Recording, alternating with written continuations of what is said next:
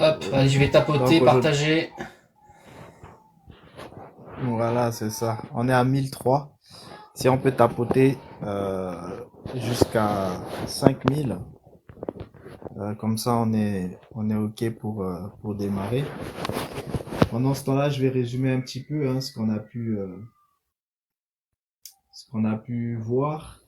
Euh, on parlait justement de tout ce qui concernait en fait les différentes sphères, hein, et les différents centres. Donc, on a vu notamment ce pourquoi en fait les êtres atteignent en fait justement ce que le système appelle en fait la nouvelle naissance. Le système de Bovin, bien sûr, on est, euh, on est là-dessus en live public, on parle beaucoup plus en fait du système de Bovin. Donc, ce que le système appelle nouvelle naissance, c'est quand l'essence en fait suit en fait un cycle d'évolution pour justement devenir autre chose et atteindre en fait un porteur. Donc, comme vous le savez, on avait vu que ce qui était né en fait, euh, ce qui est né de la chair est chair. Ça, c'est aussi un aspect que vous pouvez retrouver dans les sphères bibliques.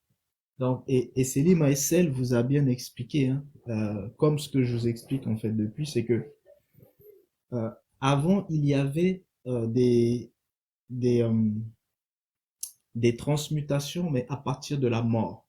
C'est-à-dire quand l'individu mourait, ces différents porteurs de conscience sont séparés et du coup, à travers la momification, et donc c'était ça hein, la spécialisation du culte osirien, à travers la momification, cet individu en fait pouvait atteindre justement en fait un autre stade hein, après la mort, c'est-à-dire une transmutation après la mort.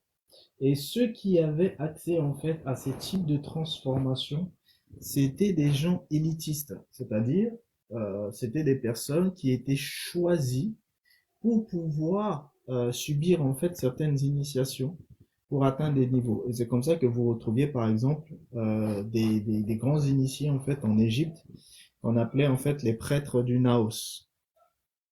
Donc, mais c'était élitiste, donc tout le monde n'avait pas accès à ça. Pourquoi? Parce que le système de l'ancestralité a été établi en fait par les races racines, comme je vous ai en fait souvent signalé en fait ici. Donc, dès lors, vous vous doutez bien que ce seront des gens qui étaient choisis en fait, qui pouvaient justement subir toutes ces transformations pour atteindre un certain niveau. Mais lorsque les êtres mouraient, à partir de la mort, c'est pour ça qu'en Égypte ancienne, c'était très important pour eux, hein, la mort. Pourquoi? Parce que ils subissaient en fait une transmutation, c'est-à-dire les porteurs de conscience qui étaient séparés, qui se séparent au moment de la mort, sont reconstitués à travers en fait la momification et les différentes incantations pour la pesée de l'âme que vous connaissez sous le nom de psychostasie et aussi pour atteindre justement en fait cette plume de la Mahat, équilibrer le cœur par rapport à la plume de la Mahat et atteindre le niveau en fait hein, d'un ancêtre méritant. Donc c'était comme ça que les choses se faisaient avant à partir des morts. Depuis la venue en fait de Jésus-Christ en fait sur terre, le niveau en fait a changé. Donc du coup, vous comprenez bien que toutes les personnes qui vous diront que Jésus n'a jamais existé sont forcément des menteurs. Pourquoi? Parce que c'est à partir de lui qu'il y a eu la transmutation hein, à partir des vivants. Pourquoi? Parce que lui, il a amené quelque chose de très important et de révolutionnaire en fait dans le système, dans le monde. Il a amené en fait ce qu'on appelle en fait la régénération. Donc cette régénération se faisait en fait par la transformation en fait de l'âme et de l'esprit. Donc, lorsque ces connaissances vont arriver en Égypte, qui eux maîtrisaient déjà en fait la transmutation à partir de la mort, ils vont justement mélanger la parole de régénération avec le culte d'Osiris pour pouvoir mettre en place les balbutiements de la transmutation de la conscience à partir du vivant. Et lorsque ça va arriver, ça va quitter l'Égypte pour arriver en fait en Occident, c'est-à-dire à Rome, ce sont les premiers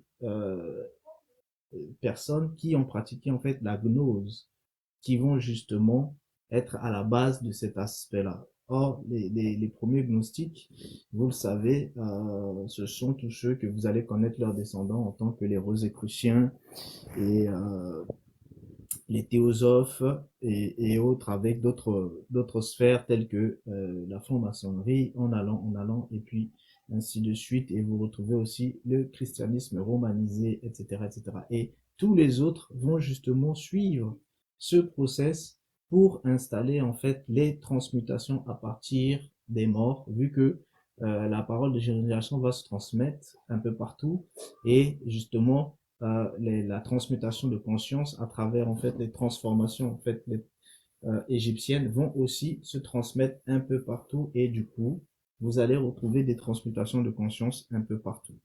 Voilà pour la petite histoire, et ce sont ces transmutations de conscience que vous retrouvez, hein, que on vous l'explique bien dans le système en fait bouddhique à travers justement cet aspect de l'essence. Donc l'essence qui justement va atteindre en fait un certain niveau pour justement se transformer et avoir un premier corps qui est différent du corps physique. Donc le premier corps qui est différent du corps physique, ce corps-là, l'anthropologie spirituelle l'appelle hein, le centre émotionnel supérieur. C'est-à-dire, c'est ça que eux ils appellent l'âme. C'est pour ça que même Samael Onweor vous explique que les individus qui n'ont pas encore subi d'initiation transmutationnelle, pour lui, n'ont pas d'âme. Vous comprenez? Ce ne sont que des êtres mécaniques. C'est un petit peu la même chose que vous ai expliqué en fait ici en anthropologie spirituelle. C'est que toutes ces personnes-là étaient plutôt en fait assaillies, c'est-à-dire leur moi est totalement assailli par la personnalité, la vraie personnalité, c'est-à-dire la personnalité réelle et la fausse personnalité. Donc, le but justement de cette première étape pour devenir un homme de type 4, comme ce qu'ils expliquent en psychologie spirituelle, un homme de type 4, cet homme de type 4, c'est forcément quelqu'un qui justement en fait va fabriquer une âme. Et quand il fabrique une âme, dans le process normal, classique, c'est lorsque la conscience de cette personne se retrouve en fait, c'est-à-dire lorsque son corps astral se retrouve purifié justement en fait de tous les aspects en fait négatifs. Donc quand le corps astral se retrouve purifié des aspects négatifs, c'est là où vous allez pouvoir retrouver en fait hein, cet aspect-là. Maintenant, ce qu'il faut savoir, c'est que c'est quelque chose qu'on verra en fait en profondeur. Le corps astral est subdivisé lui-même en fait en trois parties.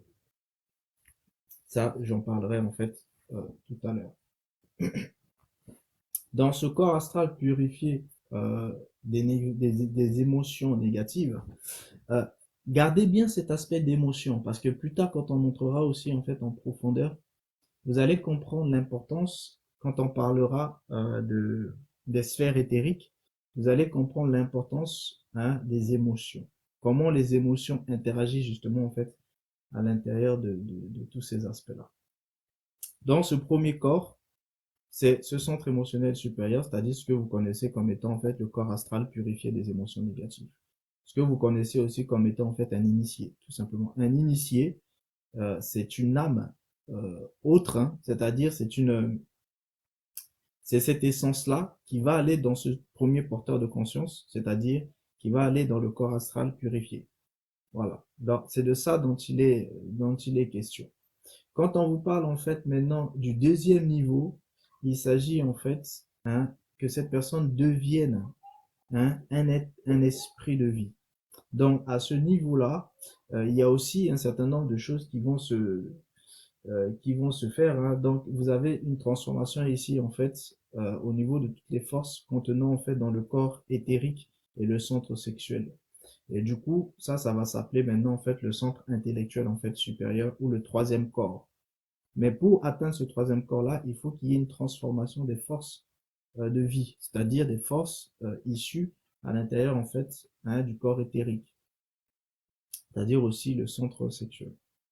Ensuite, il y a un niveau supérieur qui concerne maintenant en fait le quatrième corps. Et le quatrième corps, c'est que cette personne devient en fait une âme-esprit. Donc, vous avez d'abord une fabrication d'âme, une fabrication d'esprit et un être qui devient âme-esprit. Bon, cet être qui devient âme-esprit, c'est parce qu'il y a eu fusion justement entre l'âme et l'esprit et ça donne un autre être. Donc, vous avez fabrication d'un être qui est l'âme, fabrication d'un deuxième être qui est l'esprit et fabrication en fait d'un troisième être qui est âme-esprit. Et c'est cet être âme-esprit que vous connaissez comme étant en fait un ancêtre méritant, tout simplement.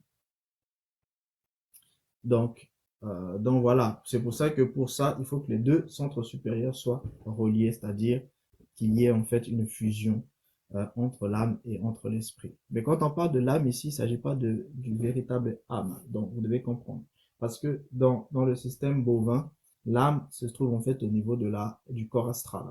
Donc c'est à ce niveau-là que eux, ils considèrent en fait l'âme. Avant ça, en fait, vous avez le moi, l'ego.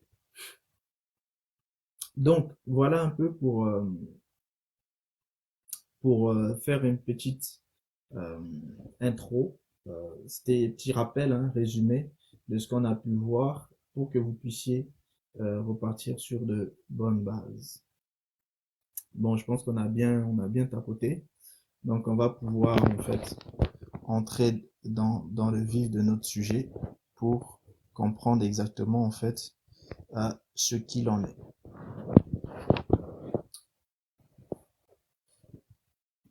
On va essayer, comme d'habitude, hein, de faire assez rapide pour l'enseignement, comme ça, ensuite, on va pouvoir en fait discuter. D'autant plus que sur ces enseignements-là, on aura énormément en fait de choses à voir, parce qu'il faudra qu'on voit en profondeur le double éthérique, il faudra qu'on voit en fait ce qu'est l'esprit humain, euh, comment il s'avoisine. Et quand on parlera justement en fait de l'esprit humain, ce sera pas forcément aujourd'hui, vous comprendrez pourquoi quand je vous parle en fait du souffle de vie, je vous sépare les deux. Parce que dans les notions en fait hindouistes, vous avez justement en fait cet aspect-là de la séparation. Mais ça, on entrera en profondeur.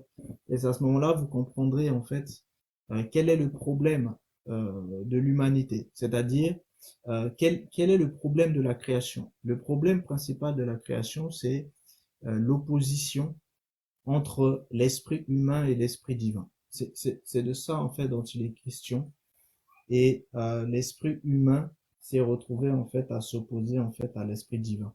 Mais pour ça, il faudra que vous compreniez c'est quoi véritablement l'esprit humain et comment l'esprit humain s'est retrouvé en fait hein, à s'opposer en fait à l'esprit divin. Dans les finalités de ces enseignements, vous comprendrez ça parce qu'on parlera aussi du prince de la puissance de l'air, etc. Donc voilà.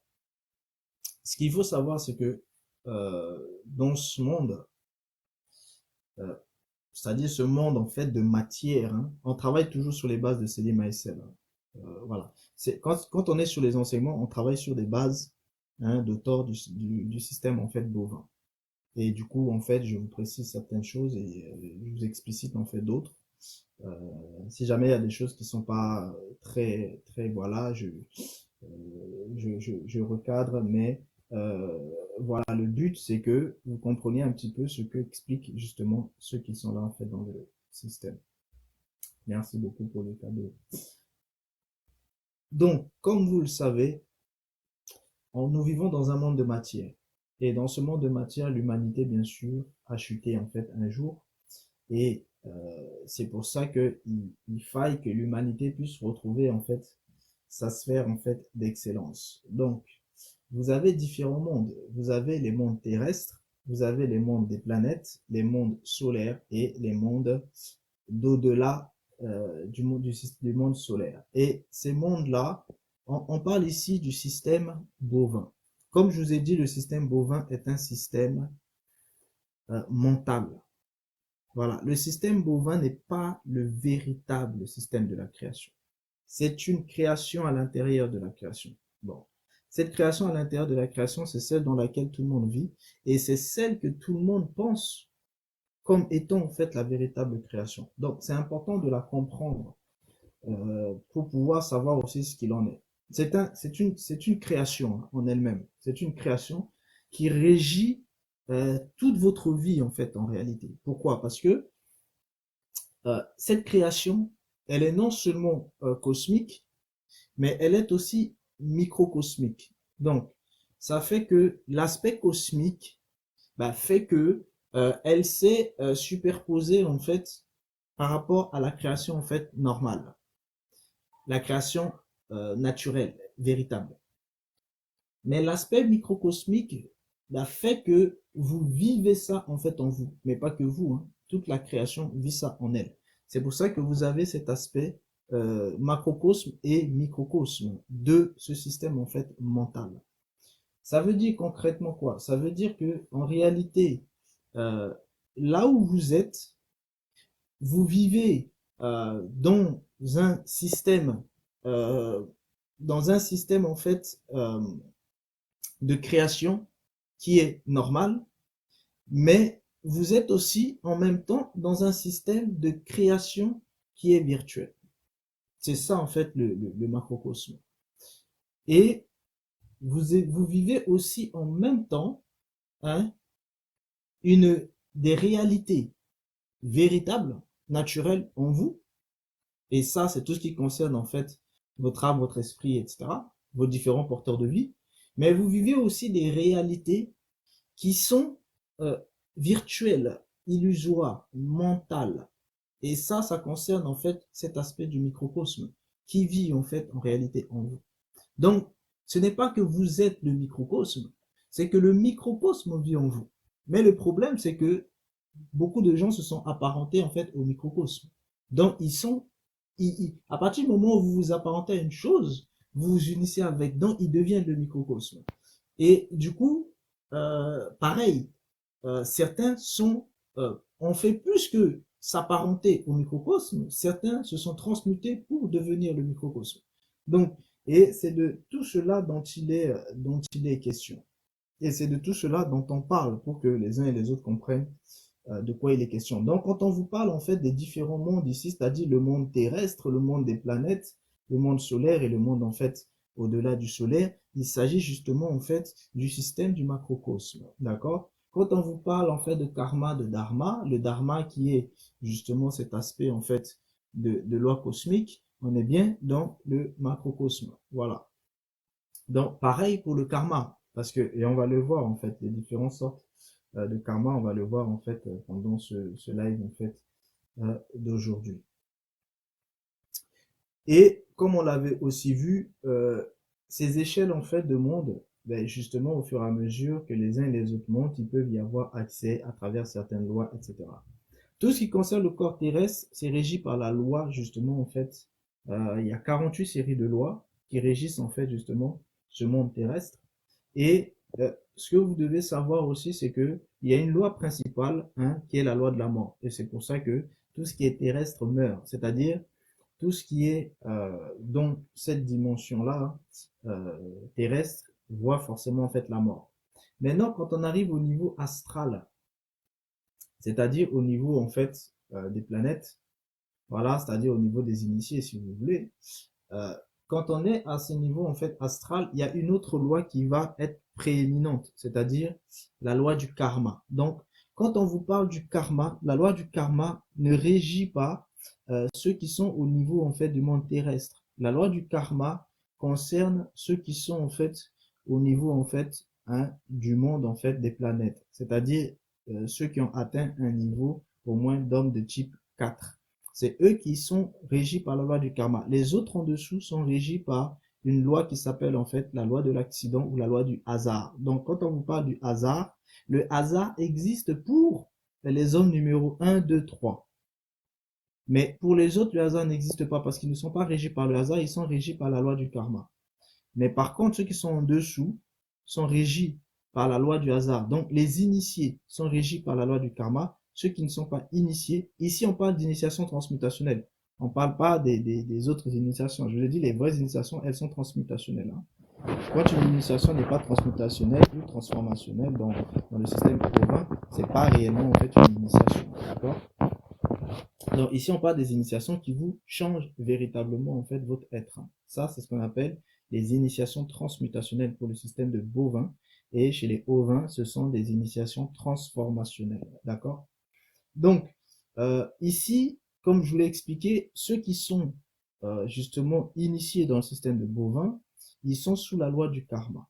Et sous cette loi du karma, c'est là où vous allez justement en fait entendre parler de réincarnation. La réincarnation ne concerne pas ceux qui sont sous la loi du hasard ou sous la loi en fait de l'accident. Loi du hasard, loi de l'accident, c'est exactement la même chose. La réincarnation ne les concerne pas. Parce que pour être réincarné, il faut avoir fabriqué en fait une âme. Ceux qui n'ont pas fabriqué une âme ne peuvent pas être réincarnés parce que la réincarnation concerne des consciences transmutées. Donc, ici, vous comprenez bien que c'est tout ce qui concerne les aspects en fait du corps astral ou de l'âme. Donc, c'est pour ça que vous savez que pour le système, en fait, l'âme, c'est justement en fait cet aspect-là en fait hein, du corps astral. On m'entend pas bien? L'âme, c'est Si, cet on t'entend, aspect-là hein. du... Non, on Ok, très t'entend. bien. Ok. Peut-être le problème L'âme, vient c'est de cet micro, aspect... de la personne, en fait, Mouchouti, là. Essaye de redémarrer ton téléphone ou sortir de TikTok et revenir. Nous, on entend bien. Ok. Donc, j'expliquais en fait que pour le système de bovin, l'âme, c'est le corps astral purifié. D'accord? Dès que la personne est initiée, elle a désormais une âme. Ça veut dire quoi? Ça veut dire que pour eux, tant que la personne n'est pas initiée, elle n'a pas d'âme. C'est un être mécanique. Donc voilà, il faut bien comprendre en fait tous ces aspects-là, parce que sinon, vous risquez en fait parfois d'avoir en fait des discours de sourds avec ceux qui sont initiés, parce que euh, pour eux, c'est quand une personne est initiée qu'elle possède désormais une âme. Et cette âme, c'est quoi? C'est le corps astral qui est purifié de la fausse personnalité. Et je vous avais déjà parlé de la fausse personnalité. Et c'est ce que eux ils appellent en fait une nouvelle naissance, c'est-à-dire fabrication d'une âme nouvelle. Donc, ils ont une identité nouvelle. Et cette âme nouvelle, c'est une conscience, en fait, nouvelle qui est liée directement, en fait, aux autres consciences qui forment, en fait, les panthéons ancestraux. Ça veut dire que, en réalité, tant qu'une personne n'est pas initiée, elle n'a pas réellement, en fait, de lien avec les panthéons ancestraux. Sauf le sang qui porte aussi, justement, une signature. Mais ça, c'est des aspects qu'on verra, en fait, plus tard. C'est pour ça que les initiés, ont accès, en fait, au sang de ceux, parce que le sang, c'est l'âme physique, ont accès, en fait, au sang de ceux qui sont, en fait, dans leur lignée, en fait, ancestrale. Voilà. Et c'est pour ça qu'ils peuvent puiser, en fait, à travers la personne par le sang. Voilà. Ça, c'est des choses très, très importantes qu'il faut aussi, en fait, comprendre et conceptualiser. Donc, et comme vous le savez, tant que la personne reste dans cette dimension en fait temporelle, c'est-à-dire même au niveau de la loi du karma, on est toujours dans la dimension temporelle, il ne peut pas y avoir de notion d'immortalité, d'accord? Parce que tout ce qui est temporalité n'est pas immortel.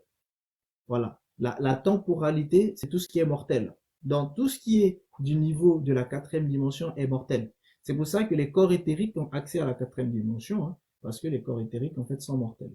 D'accord? Donc, tout ce qui est mortel a accès à ça. Pareil pour le cas. Comme vous le savez, chez les Égyptiens, pareil, le cas, le corps astral.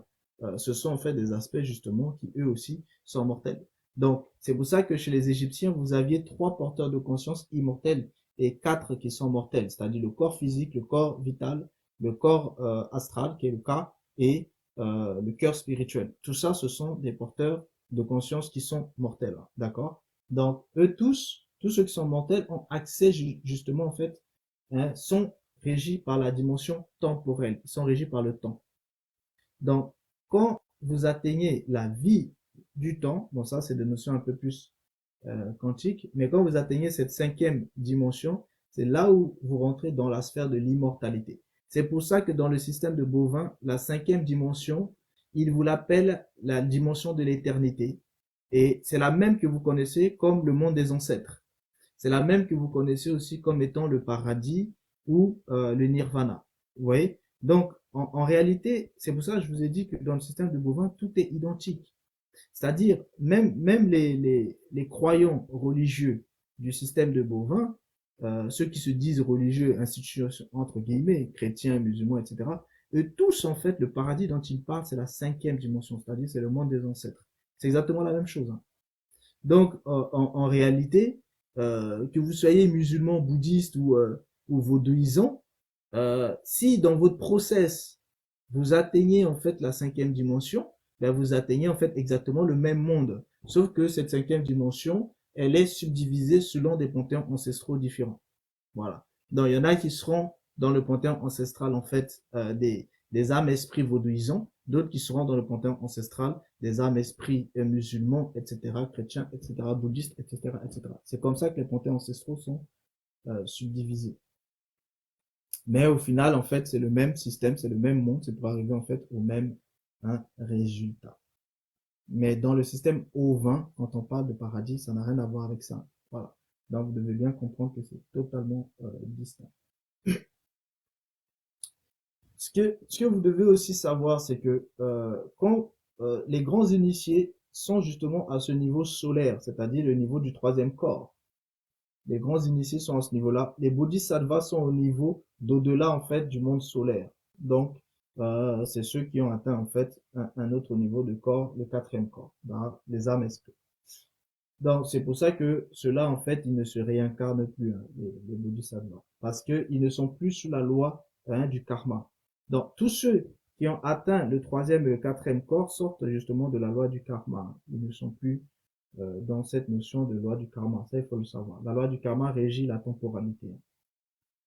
Mais ça, on le verra aussi tout à l'heure.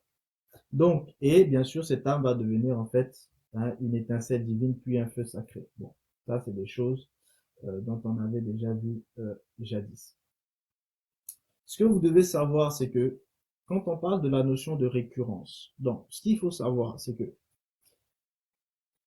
lorsque certaines personnes subissent en fait un processus, donc notamment sur l'aspect en fait du fait que l'essence est justement en fait encore vitale, donc l'essence revient mais avec en fait un karma généralement moins bon. C'est-à-dire quand la personne meurt et qu'elle revient, c'est cette notion en fait de récurrence. Donc son karma en fait sera moins bon que lors de sa vie précédente ou avec une vie en fait tout à fait similaire.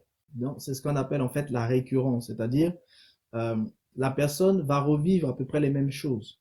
Donc, mais quand on parle de personnes ici, sachez qu'il s'agit des consciences. Vous comprenez? Donc, la notion de personne dans le système ovin, c'est-à-dire le vrai système naturel, et la notion de personne dans le système bovin, c'est pas du tout la même chose. Dans le système bovin, quand on parle de personnes, quand je vous parle des personnes numéro 1, 2, 3, 4, 5, 6, 7, ces personnes-là, en réalité, ce ne sont pas des êtres, c'est pas uniquement en fait le côté corps que vous êtes en train de concevoir. Quand on parle de personne, il s'agit de cette essence. Bon, cette essence-là, elle-même, en fait, elle se manifeste parce qu'elle est un être spécifique. Bon, c'est cet être spécifique qui, au fur et à mesure, va en fait se transformer pour atteindre véritablement la nature de ce qu'elle doit être. Donc, il ne s'agit pas de l'être véritable que vous êtes. C'est pour ça que vous avez votre... quand vous avez été créé par le véritable créateur, le véritable créateur, il a créé en fait des âmes et des esprits. D'accord? Il a créé des âmes et des esprits. Maintenant, ces âmes et ces esprits-là ont justement en fait des aspects en eux, c'est-à-dire l'individualité, c'est-à-dire ce que vous connaissez comme étant le jeu. Le jeu là, c'est ce que vous connaissez comme étant le moi. Ce moi, c'est lui qui justement en fait a en lui cette notion-là d'essence. Vous comprenez? Bon, cette notion d'essence qui se trouve dans justement en fait ce moi, c'est lui qui, quand il va suivre le cycle des consciences, c'est-à-dire le cycle des informations, il va subir justement en fait des transmutations pour devenir totalement conscience et totalement inconscient. Vous comprenez? Donc quand eux, ils vous parlent d'homme, ils vous parlent de ça. Maintenant, quand le véritable créateur vous parle d'homme, il vous parle d'âme et d'esprit. Donc, vous comprenez bien que c'est pas la même chose. Parce que dans la véritable création, votre âme et votre esprit sont censés être justement en fait au-dessus de votre moi. Et votre moi doit justement en fait suivre le chemin de votre âme et de votre esprit. Mais le problème c'est quoi? C'est qu'à l'intérieur du moi, vous avez votre âme et votre esprit, mais vous avez aussi votre conscience et votre inconscient. Et vous avez aussi d'autres choses telles que la personnalité qui va être formée à partir des informations ou à partir des connaissances que vous allez recevoir. Si vous vivez sous le règne de la loi naturelle du Créateur, les personnalités, votre personnalité réelle sera formée à partir de la loi du Créateur, donc sera dans l'obéissance, parce que la personnalité se nourrit justement en fait de la connaissance ou des informations que vous recevez. Donc, lorsque vous n'êtes pas sous un système qui respecte justement la loi naturelle, c'est-à-dire la loi du Créateur, eh bien, votre conscience, c'est-à-dire votre personnalité, va être nourrie de ces informations-là. Donc, ça veut dire qu'en fait, en réalité, votre personnalité, eh bien, la situation de votre personnalité, l'être que votre personnalité sera, dépend aussi, malheureusement, mais de l'environnement dans lequel vous êtes. Parce que si vous vivez dans un environnement qui craint le Créateur, ben, ce sont ces informations-là que vous allez recevoir. Et du coup, c'est ce qui va former en fait votre personnalité. Par contre, si vous êtes dans un environnement qui ne craint pas le Créateur ou qui s'oppose au Créateur, ben, vous serez formé justement par ces informations que vous allez recevoir. Donc, dès lors, votre personnalité sera justement façonnée à partir de votre environnement. C'est pour ça qu'il y a trois types distincts de formation de votre personnalité. Vous allez retrouver la formation familiale, vous allez retrouver la formation en fait étatique et scolaire, et vous allez retrouver la formation environnementale, c'est-à-dire vos amis, les gens que vous fréquentez, etc., etc. Et tout cela intervient justement dans la formation en fait de votre personnalité. Bon, à côté de cela, vous avez aussi le développement de ce qu'on appelle la fausse personnalité. Donc, vous vous doutez bien que si vous êtes dans des systèmes totalement en fait opposés au bien, ben vous allez avoir une forte fausse personnalité qui va se développer. Et parfois, vous pouvez avoir des multiples, justement, en fait, personnalités qui vont se développer. Donc, dès lors, vous êtes énormément combattu. Et c'est pour ça que ce soit système ovin ou système bovin, et bien, quoi qu'il arrive, on vous fait comprendre que votre moi doit se sacrifier. C'est-à-dire, il doit mourir. Dans le système de bovin, on vous dit que votre moi doit justement, en fait, mourir et laisser principalement mourir la fausse personnalité afin que ce moi-là puisse en fait atteindre un autre niveau, transmuter en fait à travers en fait la conscience. Donc votre moi doit suivre justement en fait les indications de votre conscience dans le système de bovin pour que vous puissiez justement être transmuté. Dans le système de ovin, votre moi doit suivre le chemin en fait de la vérité si votre âme est soumise en fait à la vérité et votre esprit, etc. Et donc du coup, ça permet en fait à votre moi de se soumettre à la vérité et donc votre moi accepte en fait aussi de mourir pour être remplacé par un autre moi qui lui en fait est justement en fait la vérité, c'est-à-dire le Christ qui vous renouvelle. C'est ça, en fait, qui vous régénère. C'est ça la nouvelle naissance chez les ovins. Vous comprenez? Donc, c'est deux choses distinctes, mais ce sont en fait des principes en fait qui sont voilà identiques, mais ce ne sont pas les mêmes entités qui sont en fait régénérées. Donc, si vous comprenez bien ça, vous comprenez en fait justement dans cette notion de récurrence là où vous avez cette réincarnation en fait, c'est-à-dire cette essence qui revient mais avec un karma, en fait, soit moins bon, soit identique à celui des vies passées. Mais il se peut aussi, en fait, que qu'elles soient si dégénérées qu'elles disparaissent tout simplement et il n'en restera rien. Donc, quand cette essence, en fait, est tellement dégénérée et que finalement elle disparaît, cet aspect vital, et bien à partir de cet instant-là, ben, la personne, en fait, va disparaître. Donc, c'est-à-dire cet être-là, qui eux considèrent comme être, va disparaître. Et c'est pour ça que ils vous disent que la personne est projetée, en fait, dans le monde, en fait, infernal. Bon, ici, bien sûr, on vous cache la réalité, bien sûr, de l'âme et de l'esprit, parce qu'ils ne parlent pas de l'âme et de l'esprit, vu que pour eux, ça, c'est l'âme et l'esprit. Donc, si vous voulez, voilà, ce sont des choses, en fait, purement du système bovin, qui nient, en fait, bien sûr, la véritable âme et le véritable esprit, pour ne pas que les gens sachent la différence. Donc, par conséquent, les athées ont raison, par exemple, de dire qu'il n'y a rien après la vie, puisqu'ils n'ont rien développé. Donc, c'est ce qu'il est en train de vous expliquer, en fait, en anthropologie, en fait, spirituelle. Il vous dit que quand les athées disent qu'il n'y a rien après la vie, eh ben, il vous dit, en fait, c'est normal qu'ils disent ça, vu que eux-mêmes n'ont rien développé. C'est-à-dire, ils n'ont pas fabriqué une âme nouvelle. Donc, comme ils n'ont pas fabriqué une âme nouvelle, ils n'ont pas fabriqué, en fait, d'être capable de survivre après la mort. C'est-à-dire d'être qui est capable, en fait, de dépasser, en fait, justement, la phase de la temporalité. Donc, c'est pour ça que pour eux, ben, il n'y a rien, en fait, après la mort. C'est-à-dire, vu que cette essence va, en fait, dépérir, dégénérer, etc., etc. Mais bien sûr, dans le système vrai, c'est-à-dire dans le système de la vraie création, il y a quelque chose pour tout le monde, hein, que vous soyez peu importe ce que vous êtes, l'âme, que l'âme que vous êtes, quand elle meurt, elle va en fait dans un lieu spécifique, sauf pour des âmes, bien sûr, qui sont transmutées, vu qu'elles deviennent autre chose. Ça, on le verra en fait, bien sûr, plus tard. Et c'est pour ça qu'elles suivent les cycles des réincarnations.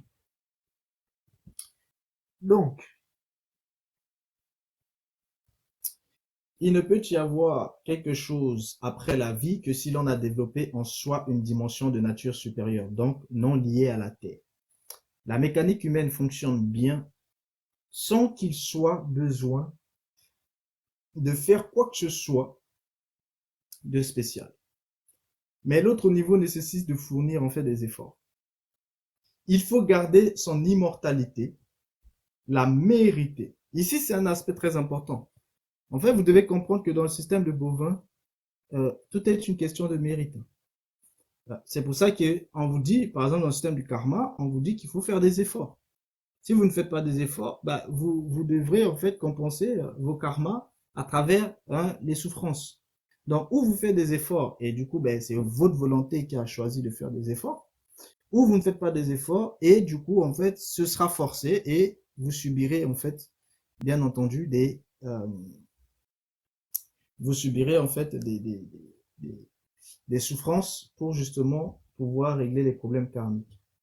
Donc, vous comprenez bien que tout tourne autour de la notion de mérite. Si vous faites bien, vous méritez. Si vous faites mal, vous ne méritez pas. Alors, dans le système de haut vin, c'est pas du tout ça. Dans le système de haut vin, c'est pas par vos mérites que vous êtes sauvés, c'est par la foi. Donc, euh, et quand vous avez la foi, là maintenant, en fait, vous avez des œuvres de la foi. Donc, les œuvres viennent après. Les œuvres ne viennent pas avant. Alors, dans le système bovin, vous avez d'abord, en fait, les œuvres et ensuite, le reste vient après. Donc, vous voyez, ce sont deux systèmes qui sont totalement opposés. C'est un travail de longue haleine et il suffit en fait de commencer en fait à suivre un chemin intérieur pour le constater.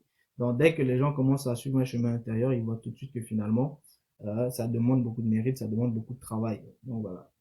Celui qui n'a eu que des intérêts terrestres ne peut pas survivre en fait à la mort. Donc, toutes les personnes matérialistes qui pensent qu'aux choses de la terre, etc., auront du mal. Mais ça, vous le retrouviez déjà en fait chez les Égyptiens. Vu qu'ils vous disaient qu'il fallait développer le Sekem, on vous disait qu'il fallait en fait euh, pratiquer la maths sociale, on vous disait en fait que ceux qui sont trop cupides, etc., ce sont des gens qui n'ont même pas droit à une tombe. Or, pour eux, la transmutation ne pouvait pas se faire sans la momification, donc c'est-à-dire la notion de tombe, d'enterrement. C'est pour ça pour eux, c'était très important que ils investissaient plus dans leur mort que dans leur vie. Donc, vous voyez, c'est très important. Donc, toutes les personnes qui sont trop attachées à la terre, ben, elles ne vont pas investir sur voilà, sur un futur en dehors de la terre. Vous comprenez? Donc, ici, c'est le même principe. On vous dit clairement que tous ceux qui sont trop matérialistes, tous ceux qui sont trop terrestres, tous ceux qui sont trop pragmatiques, bah, ce sera très difficile pour eux de survivre en fait après la mort. Pourquoi? Parce qu'ils sont attachés aux choses du monde terrestre. Donc, hors la mort, ça va atteindre en fait d'autres dimensions. Donc, forcément, la personne sera bloquée à ces dimensions-là. Donc, la personne risque de rester entre les zones numéro 1, 2, 3.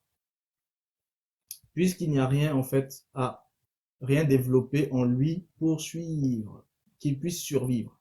Il reste au niveau terrestre. Pour croître, le deuxième corps, le centre émotionnel supérieur a besoin d'une nourriture subtile issue du monde supérieur. Le karma a mis en l'être humain une certaine quantité d'énergie. Je vous ai dit, hein, karma, c'est action, action, c'est énergie.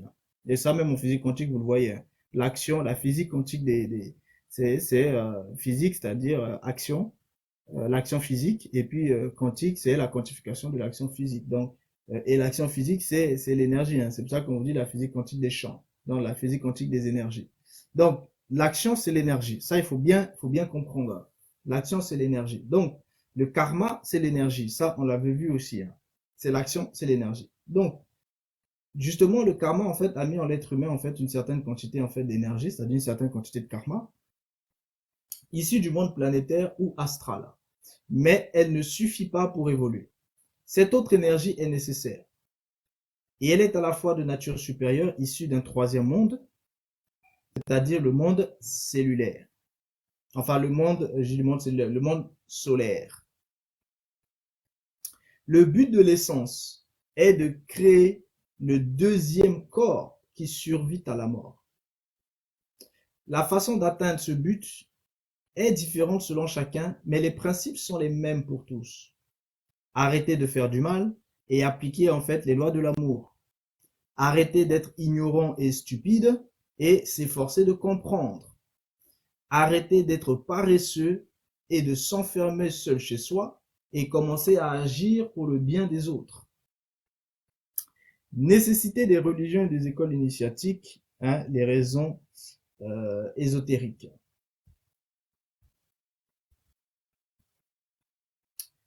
Pourquoi existe-t-il des chemins? C'est-à-dire pourquoi les gens vont forcément suivre en fait un parcours initiatique ou un parcours spirituel, un parcours religieux, etc. Il est des hommes et des femmes qui sentent en eux le besoin d'avancer vers ce que promettent les chemins spirituels. Des hommes et des femmes qui ont la soif du spirituel ou du divin. Cette recherche personnelle, bon, vous comprenez bien que ceux qui n'ont pas soif de ça, c'est parce que ce sont des gens qui sont matérialistes. Donc, c'est des hommes numéro 1, 2, 3. Hein, d'accord? Parce que ceux qui ont soif de ça, ce sont forcément des hommes numéro 4 pour le système de bovin. D'accord? Bon, parfois ils vont aussi utiliser hein, ceux qui ont justement en fait soif des choses en fait spirituelles du système ovin pour les basculer bien sûr dans le système de bovin. Donc, ça, vous devez aussi comprendre ça. Cette recherche personnelle de l'absolu, c'est-à-dire du divin, peut se faire en dehors de toute religion, de toute école, de tout chemin. Et s'il existe des chemins, la raison essentielle en est très étonnante. Elle, c'est-à-dire la raison, est difficile à comprendre et à admettre et s'explique par l'existence de forces qui habitent les mondes, qui les ont créés, qui les entretiennent et les dirigent de façon invisible ou occulte. Donc, en fait, il est en train de vous expliquer ici que les différents chemins, que ce soit religieux, initiatiques ou des écoles, par exemple, tous ces chemins-là qui emmènent l'être vers la recherche d'un absolu, d'un spirituel, d'un esprit, d'un Dieu, d'un tout ce que vous voulez, lui vous explique que, en fait, en réalité, c'est parce que ce sont des forces qui habitent dans ce monde, c'est-à-dire des entités qui habitent dans ce monde. Ces entités ont participé à la création de ce monde Et ils entretiennent et dirigent justement en fait dans l'invisible et dans l'occulte ce monde. C'est pour ça que je vous dis toujours, arrêtez de penser que le monde est physique, matérialiste. Arrêtez de penser que parce que vous voyez telle personne a été élue président, que c'est lui qui dirige la nation, que soi-disant, dont soi-disant il est président. C'est pas comme ça. Vous comprenez? Arrêtez de penser que parce qu'une personne dirige une région, que ça veut dire que c'est lui qui dirige concrètement la région. Non, c'est pas comme ça. Vous voyez? Il y a des entités en fait dans l'invisible, dans l'occulte, qui eux dirigent et qui façonnent des choses et donc qui donnent des ordres à ceux qui sont dans le matériel. Donc ne pensez pas que si vous comprenez clairement ce que je suis en train de vous dire, ben, vous allez arrêter constamment de vouloir jeter la pierre à tel président qui a fait tout et n'importe quoi. Non. Comprenez que il se peut que le président, quand il est devenu président, on lui a montré les réalités de la nation. Parce que dès qu'il est président, eh ben, ceux qui ont l'habitude de gérer les choses, ben, le font asseoir et lui dire, bon, maintenant que tu es là, on t'explique comment ça fonctionne. Voilà qui dirige en vrai. Et voilà ce que tu dois faire pour pouvoir ben, tenir ton rôle. Parce que tu es là pour un rôle. Vous comprenez? Et vous devez savoir que ces présidents, eux aussi, se font bouffer hein, spirituellement. Ils se font bouffer. Hein. Tout comme vous faites bouffer, aussi se font bouffer. Hein. Ça, il faut.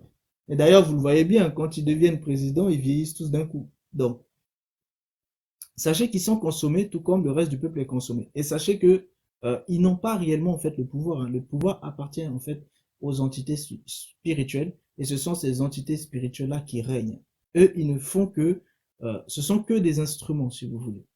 Ce sont voilà que des êtres qui sont utilisés par d'autres entités beaucoup beaucoup plus puissantes qui règnent dans l'ombre, qui ne veulent pas se faire connaître, hein, tout simplement parce que le système a été fait ainsi hein, pour que les hommes de type 1, 2, 3 restent toujours en fait dans l'ignorance. Vous comprenez? Mais ceux qui commencent à être dans des initiés, ils comprennent après les choses que je suis en train de ce que je suis en train de vous dire. Et ceux qui sont aussi des, des, des êtres en fait nés de nouveau dans le système ovin ou des êtres réveillés savent de quoi je vous parle hein, quand je vous explique tout ça. Donc, je me souviens avoir posé cette question. Là, c'est lui hein, qui est en train de parler. Hein. On parle toujours en fait de Célie Maïsel. Je me souviens avoir posé cette question à l'un de mes maîtres. Il n'a pas beaucoup réfléchi et m'a répondu. Écoutez bien la réponse. La raison en est la nécessité de produire une certaine énergie qui permet à la Terre et à l'humanité de continuer à évoluer. Ce qu'on appelle les maîtres du karma. Les maîtres du karma, c'est un petit peu ce que vous connaissez comme étant les anges gardiens, etc. Et quand des gens deviennent initiés à un certain niveau, eux aussi, ils ont accès en fait au karma et ils peuvent agir aussi sur le karma. Donc, ils peuvent être avoisinés en fait à des aspects en fait de maîtres du karma quand ils atteignent un certain niveau. D'accord? Donc, ceux qu'on appelle les maîtres du karma ont besoin de cette énergie pour façonner le karma. Donc, vous voyez, le karma est façonné. Le karma est fabriqué. D'accord? Aussi bien le karma individuel que le karma de l'humanité et le karma de la terre. Donc, vous avez trois types de karma différents. Vous avez le karma individuel, ça je vous en ai déjà parlé. Vous avez le karma de l'humanité, c'est ce qu'on appelle le karma collectif. Et vous avez en fait aussi le karma de la terre. Vous comprenez? Parce que rappelez-vous que le karma régit tout ce qui est temporel. Et la terre en fait partie. Dans tout ce qui est terrestre. C'est pour ça qu'il y a aussi le karma de la terre. D'accord? Donc il y a trois types de karma différents. Et ils agissent sur ces trois types de karma en fait hein, différents. Ces trois types de lois différentes. La disparition de cette substance énergétique, c'est-à-dire cette énergie hein, dont il est question, l'énergie en question, c'est l'énergie éthérique. Hein. La disparition de cette substance énergétique ou l'arrêt de sa production signifie l'arrêt de l'évolution normale. Ici, il s'agit de l'évolution du système bovin. C'est-à-dire, ça, c'est le point culminant, le point fondamental du fonctionnement du système de bovin. Sans ça, sans cette énergie-là, le système de bovin ne fonctionne plus correctement. Donc, ça signifierait l'arrêt de l'évolution normale et la récupération de l'humanité et de la Terre par les forces du mal, qui se sclérosent, qui détournent les forces de vie.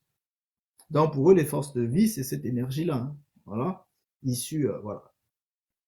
Et qu'on appelle, c'est-à-dire les forces du mal, qu'on appelle les forces arimaniennes, ou par celles des maîtres de l'illusion, qu'on appelle les forces lucifériennes. Donc, pour l'anthropologie spirituelle, les forces du mal sont les forces arimaniennes, les forces de l'illusion sont les forces lucifériennes. Et ces deux forces-là veulent justement en fait détourner les forces de vie. Donc, les arimaniens et les lucifériens veulent détourner les forces de vie pour pouvoir justement en fait stopper l'évolution de l'humanité et récupérer en fait totalement la Terre et l'humanité. Donc c'est ça, ces deux combats-là. Donc les forces arimaniennes et les forces lucifériennes sont deux types de forces distinctes. L'une est justement cet aspect-là de force de mal. L'autre est, ça dit de la matière, l'autre est cet aspect-là des forces en fait de l'illusion, les forces lucifériennes. Pour que l'humanité et la Terre continuent d'exister, il faut donc une force qui entretienne leur existence. Et justement, cette force qui entretient l'existence, c'est ça les forces de vie. Donc, cette force est de nature éthérique. Voilà pourquoi on l'appelle en fait les forces éthériques. Et comme toute force, elle a besoin d'être produite et constamment renouvelée. Si elle ne l'était pas, notre monde mourrait et nous avec lui. Cette énergie éthérique ou énergie de vie forme le monde éthérique dans lequel tout baigne et qui rend toute vie possible. Ça, quand on parle de vie ici, on parle du système de Bovin. Donc, sont les forces éthériques, sont l'énergie en fait de vie éthérique, le système en fait ne fonctionne pas. C'est pour ça que les consciences mentales qui sont dans les dimensions onériques, c'est-à-dire les quatrièmes dimensions, les dimensions éthériques, ces forces-là, ces consciences-là, elles recherchent, elles incitent des gens à aller dans le monde astral pour pouvoir posséder en fait leur énergie vitale, pour pouvoir posséder leur corps éthérique. Vous comprenez? Voilà. Donc, dans notre monde, cette énergie est normalement issue de trois types de façons. Donc, la première façon, cette énergie-là, c'est-à-dire cette énergie éthérique, est issue en fait de la dissolution du corps éthérique des êtres humains après la mort. C'est la source principale de cette substance éthérique, nécessaire à la continuation et à l'évolution en fait de la Terre et de tous les êtres qui y sont liés. Donc, vous comprenez pourquoi en fait, à votre naissance, on vous accroche en fait le corps éthérique, c'est-à-dire à votre naissance, à votre conception, on vous accroche en fait le corps éthérique.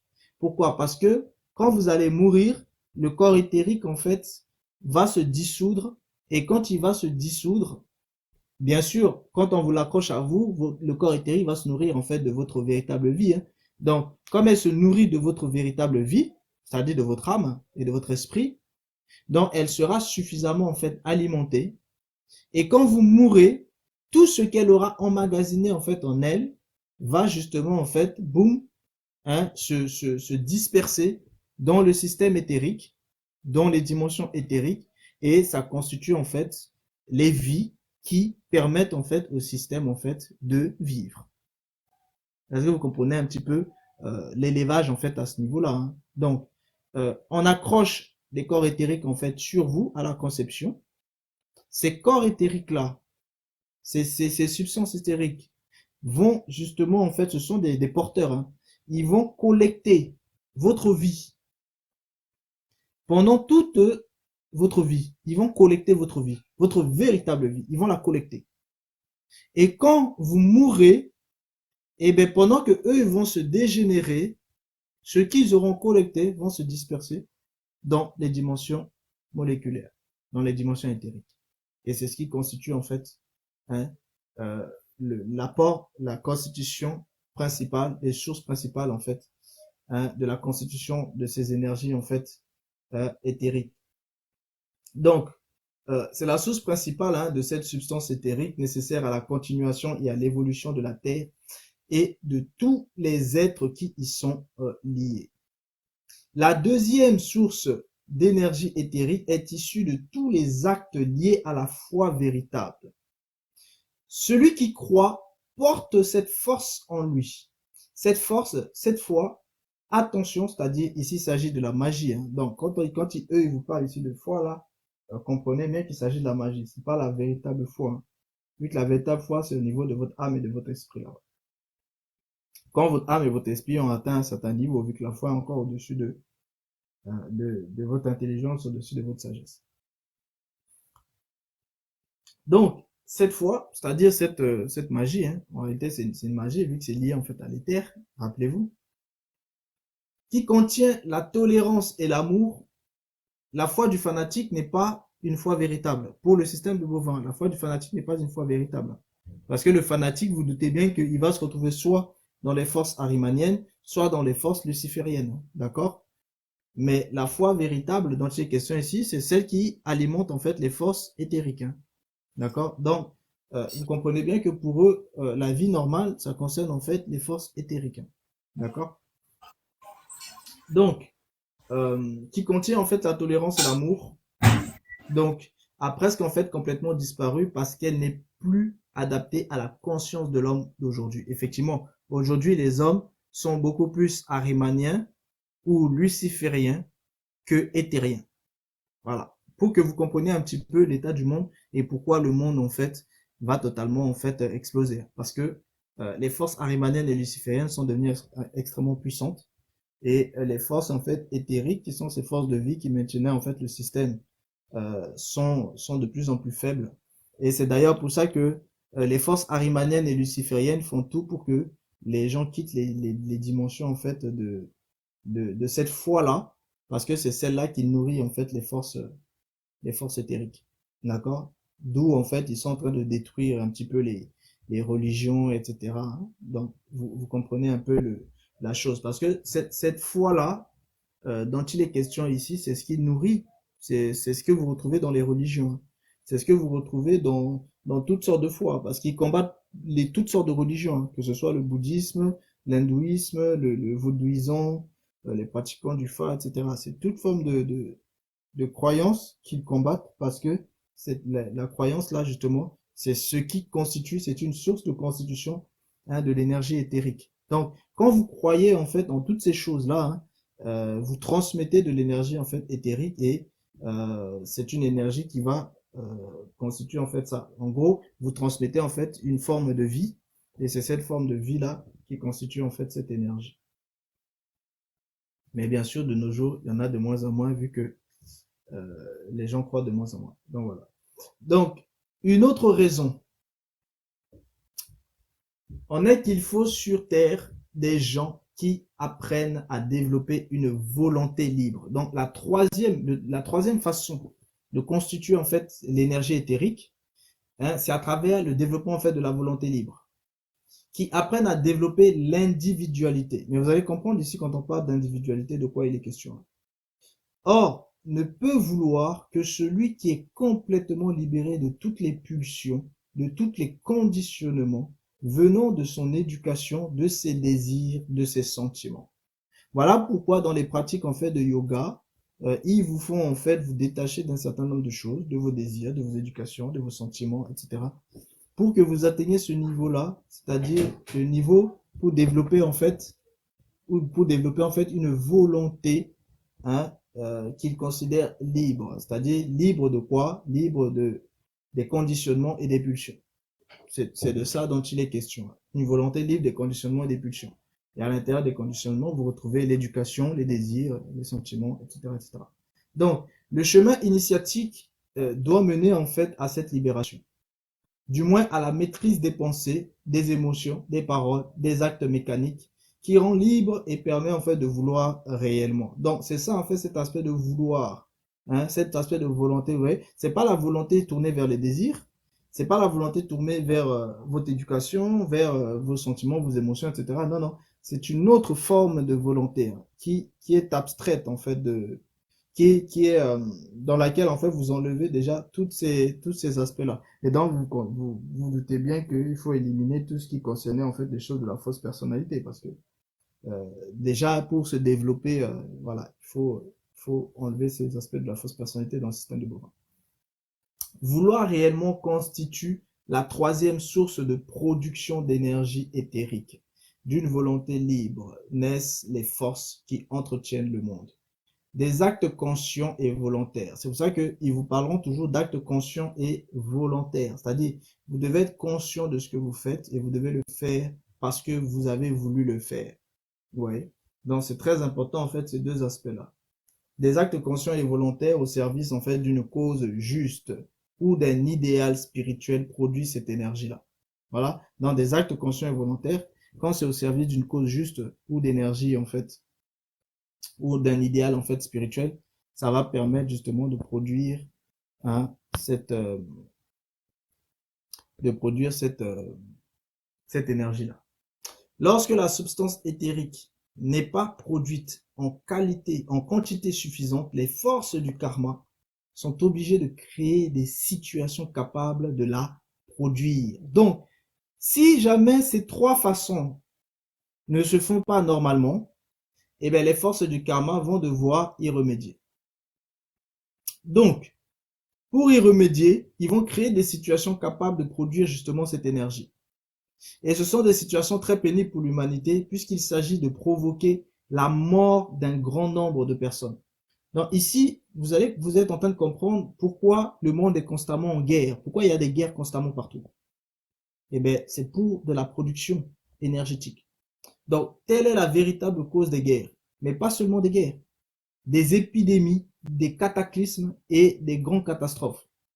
C'est pas pour rien qu'ils fabriquent aussi, vous savez que le monde en fait fabrique aussi des machines à travers lesquelles en fait ils peuvent agir sur les éléments de la nature. Donc ils peuvent provoquer en fait des tremblements de terre, ils peuvent provoquer en fait des inondations, ils peuvent provoquer des pluies abondantes. D'ailleurs, il y a le cas en ce moment au Qatar ou à Dubaï, je sais plus où, euh, les, les, les choses sont provoquées à travers un système où ils vont en fait sur ceux qui voudront, je leur partagerai les vidéos, où ils vont sur les nuages et à travers des forces en fait électromagnétiques, ils provoquent justement la pluie. Ils provoquent justement en fait la pluie à travers en fait les nuages. Parce que vous le savez, c'est un système que la Bible vous avait déjà montré. Hein. C'est dit clairement dans la Bible hein, que la montée de la vapeur, quand elle arrive en fait au niveau des nuages, le Créateur en fait les réchauffe et ça permet en fait de retomber sous forme en fait de pluie. Hein. Donc, et ben ce principe-là, oui, le système A, ce principe-là en fait, ils l'ont mis en place hein, à travers ça et c'est comme ça qu'ils font aussi déclencher en fait des pluies. Donc, pour ceux qui disent qu'il n'y a pas de science en fait dans les textes religieux, ils se trompent beaucoup parce que beaucoup de choses en fait dans les textes religieux sont révélées désormais. Hein. Où on était effectivement dans produire en fait, provoquer en fait la mort d'un grand nombre. Donc voilà pourquoi vous avez souvent ces catastrophes-là. C'est pour produire justement des forces énergiques, des forces éthériques. Parce que les êtres humains ne remplissent plus leur devoir cosmique. Donc c'est ça le devoir cosmique de l'être humain. Hein. Donc vous avez tous un devoir cosmique et ce devoir cosmique c'est que vous devez produire en fait des forces éthériques. Donc soit vous mourrez pour en produire, soit vous croyez, soit vous avez des volontés en fait spécifiques et ces volontés-là vont produire aussi ces forces-là. Bien sûr, pour avoir ces volontés, il faut être initié. Donc pour être initié, vous avez déjà sacrifié un certain nombre de choses pour atteindre en fait ces niveaux-là. Donc, parce que les êtres humains, justement, en fait, ne remplissent plus hein, leur devoir cosmique de production d'énergie au service de l'évolution, les forces du karma se trouvent dans la nécessité de compenser en agissant sur le karma de l'humanité. Voilà, je vous ai dit tout à l'heure qu'il y a 3 types de karma différents. Hein. Donc, ici, cette compensation se fait sur le karma de l'humanité. C'est pour ça que ils vont détruire un grand nombre d'humains en jouant sur le karma de l'humanité pour justement produire en cette force. Ici, il s'agit du karma collectif. Hein. Le karma de l'humanité, c'est le karma collectif. Donc, ils vont agir sur le karma collectif, dans l'intérêt collectif. Voilà, c'est de ça dont il est question.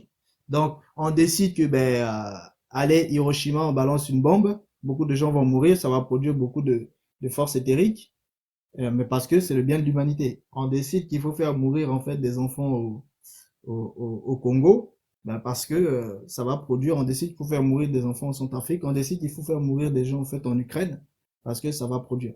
Donc, vous comprenez? Et c'est pareil, hein, on décide en fait de provoquer en fait des cataclysmes à tel endroit de la planète, et ça va produire en fait des morts d'ordre des forces en fait éthériques, hein, des énergies éthériques.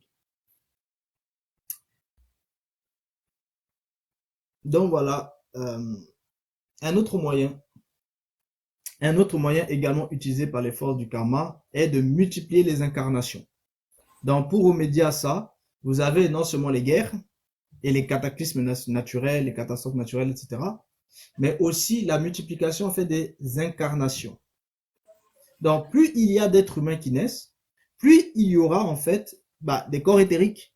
C'est ce que je vous expliquais tout à l'heure, qui à leur mort se dissoudront dans l'éther cosmique.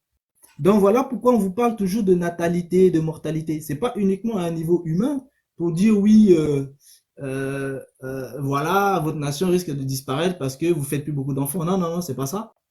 C'est votre nation risque de disparaître parce que vous n'êtes pas assez nombreux, donc il n'y aura pas suffisamment de gens qui pourront mourir et ça pose un problème. C'est comme par exemple, vous avez trop de vieux chez vous, ça pose un problème. Il faut qu'ils meurent pour produire des forces éthériques.